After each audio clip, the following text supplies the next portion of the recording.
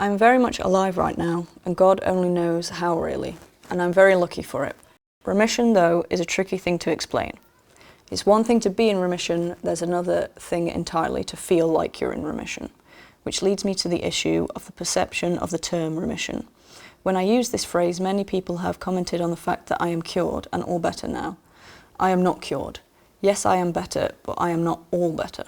Remission does not equal cured as much as I wish it were true.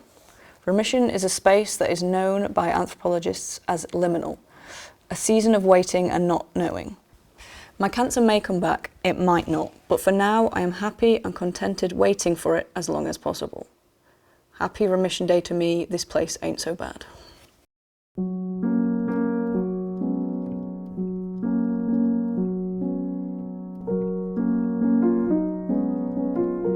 My name is Hannah Kinsell. I am 26 now. My pronouns are she, her, and I would class myself as bisexual/queer. I was actually diagnosed when I was 15 with a grade 4 glioma, which is a brain tumour. They actually found my tumour because I had a brain hemorrhage when I was 15, came out of sort of nowhere. No one realised, or we didn't realise what it was. I was taken to A&E. Again, at the time, they didn't know that my brain was bleeding, and it took them about 8 hours for them to give me a CT scan, and that's when they found out, and they rushed me to Sheffield Children's Hospital.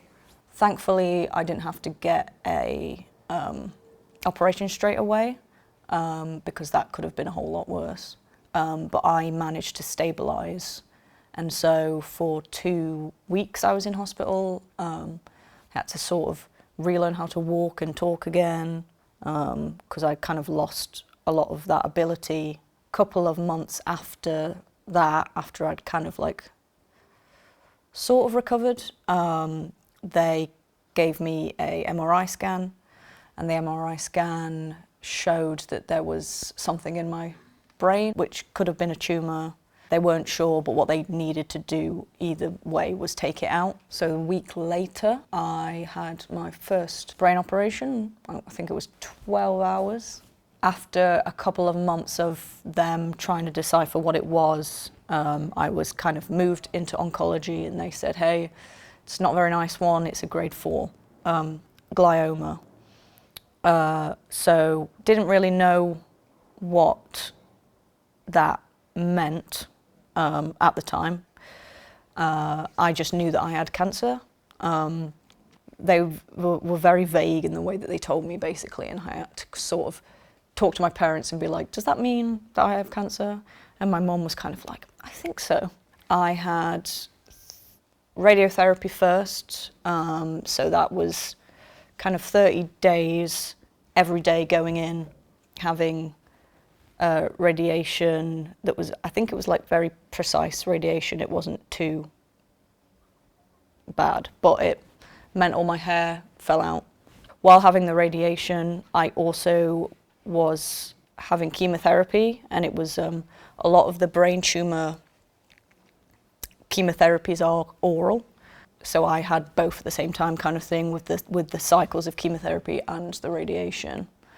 6 months later, I think it was, I had another MRI, and they said, hey, something is, we've looked at the kind of the whole of the tumour. We think that either maybe there are live tumour cells in there, or they're scar tissue, and what we have to do again is like go in again, basically.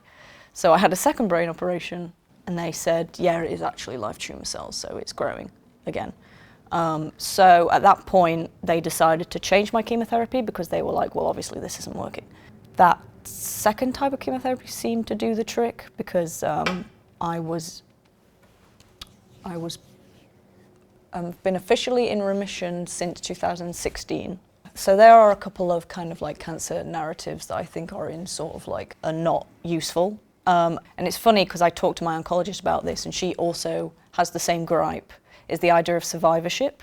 Because for me, it's kind of like yeah, you survive cancer, but then also, like, I've had friends who haven't.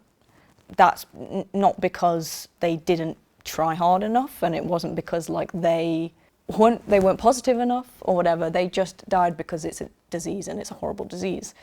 So when I think about the term survivorship, it's not about surviving, because some people do and some people don't, and there's nothing you can really do about it to change that aspect. One of them also is of seeing cancer as like a battle.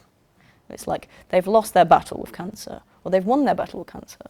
And I'm like, I don't know what it is, that it's just not right, because while I was going through cancer treatment, I didn't feel like I was battling cancer. I felt like a very, very sick child, trying to get through each day being like, right, what symptoms do I have now? Like, what can I eat today?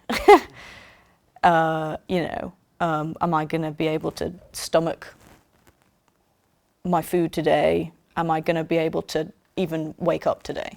In terms of like the fatigue that you get, it's sort of like, I like to use the term that Lachlan Jane uses, which is the enduring cancer, because also after the treatment, once you're in remission, it doesn't stop.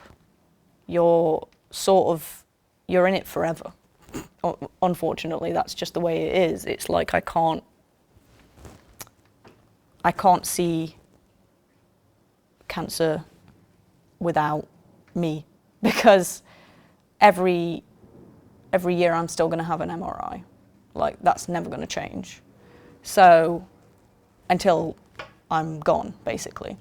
So I am doing a PhD at Goldsmiths. What I am aiming to do is to try and talk about teenage cancer patients, because I was one myself. Like, I think it's very important to bridge the gap between children's cancer and adult cancer. What I'm doing is I'm talking to a lot of my friends from the Brain Tumour charity who were diagnosed when they were teenagers. A lot of them obviously are now my age, so sort of like mid-20s. But I want to know kind of their experience and see if we have like similarities and things like that. Thinking about how could we change what's happening at the moment, whether or not things have improved. Also talking to medical professionals at the same time, so talking to my oncologist, talking to other people who are kind of more focused on teenager / young adult kind of patients. I'm particularly looking at a kinship structures change and shift and break and are remade through a cancer diagnosis, specifically for a teenager, because I think it's a lot more kind of like volatile, I think, especially with like, if you think about friendship connections and things like that.